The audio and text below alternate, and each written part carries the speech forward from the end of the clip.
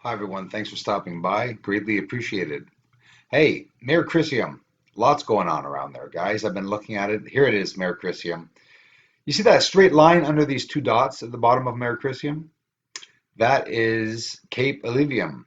Right here we're looking at Proclus crater, Proclus. Second brightest crater after Aristarchus, guys. Now look over top of it, north of it, as you go up the supposed ray system, the white ejecta that's going up to a sort of line that you see over top of Proclus.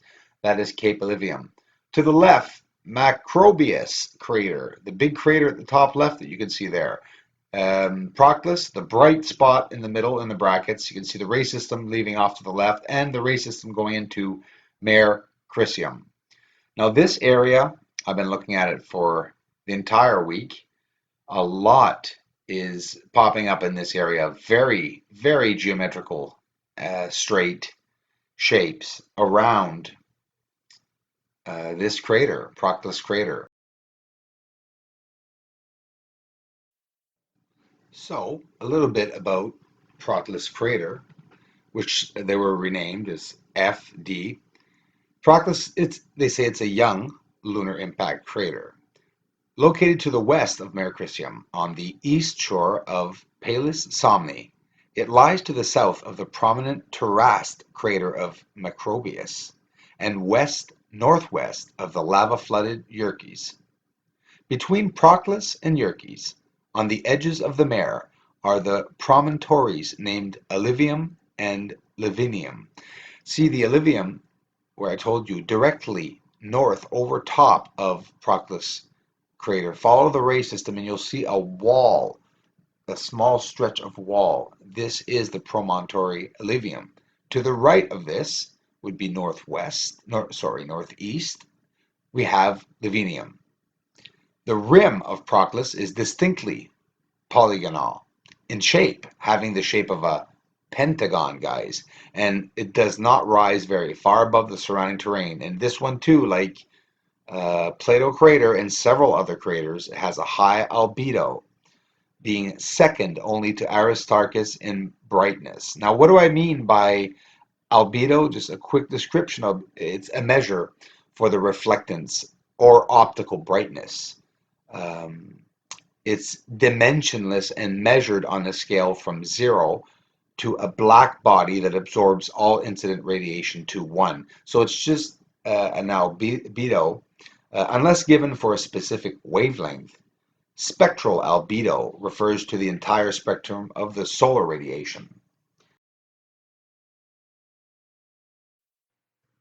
The ridge underneath Mare Serenitatis. Beautiful area. This is an area I'm going to be looking in also because there's a lot of geometrical shapes here I've seen. Bottom right, look at this L-shaped structure. We're talking 300 to 400 kilometers long, if not 500 kilometers. Triangle, you just see that? That was a perfect triangle. What is it doing there? We just saw a perfect triangle. It should be a video in itself. There's so many things, but it's proof in itself, and it's an amazing proof that someone's up there or someone was. Who was it? Who were they? Was it us? Was it someone else? This is what science should have been made for, to find out exactly what was up there. And yeah, they did, but they just didn't tell us. Look here. Do you see the objects inside that round object on top? Look at the light there. Boom! And well, good old Aristarchus crater. Try to understand this setup.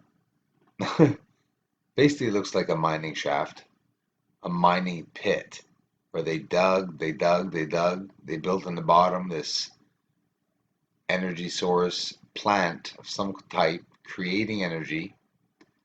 It has to be. And these lines leaving this light are going to other craters.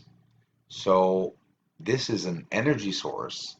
It is plugged somehow, sending energy through these spider web like objects, and on top of those objects and everywhere, you can just light up an object by plugging it there, I imagine, if it's just an energy source. Now, we use wires, guys. We got to think out of the box on this one. The All I'm saying is that the energy could be going through these um, spider web-like gray silky objects on the surface. I'm not saying that they are, and I'm not saying what type of energy. I'm just throwing it out there. See the difference in brown? The color, a very prominent difference where Aristarchus crater is. You can see a very symmetrical rectangle, a very high ridge at the back. Now look at the top. There's even what looks like a beam holding up that road up at the top. Look at the light trail here, leaving Aristarchus crater. It goes all the way. Now, I don't know if you know it. We're looking at least almost 800 to, if not 1,000 kilometers here in distance of this trail. Now, they talk about ejecta, rim systems, ray systems, being 600 kilometers long on the surface of the moon. Well, if this is not a ray system, why is it over 1,000 kilometers long? See, look at the strands on the bottom. They're going somewhere. They didn't just grow there, I'm pretty sure. Snow. Has anyone ever seen snow on the surface of the moon? I haven't. And if you have seen snow, I'll tell you one thing. That person that tells me that there is snow on the moon, show me one video of activity of a snowfall on the moon. Okay, and I'm not saying that there is not snowfall on the moon, but the optical part of it, the problems we're having because of the atmosphere, the haze, it's only normal. To the right of Mare Serenitatis, top centers Mare Serenitatis, you can see the Mons Argaeus. This area is spectacular, and we're seeing lots of activity and movement from there, and we're seeing lights, emanating lights, a dark entrance, what looks like a dark entrance. If you look at the photo on Wikipedia, I just don't appreciate it. It doesn't give, it's not what my telescope is getting anyways. And where are all these objects that you see here around Mons Argaeus? You don't see them in the NASA photo on Wikipedia. Maybe the clouds were not out that day. Copernicus and Kepler. Look at the terrain here in color, of course. Coming up top left to that massive complex right here. Boom.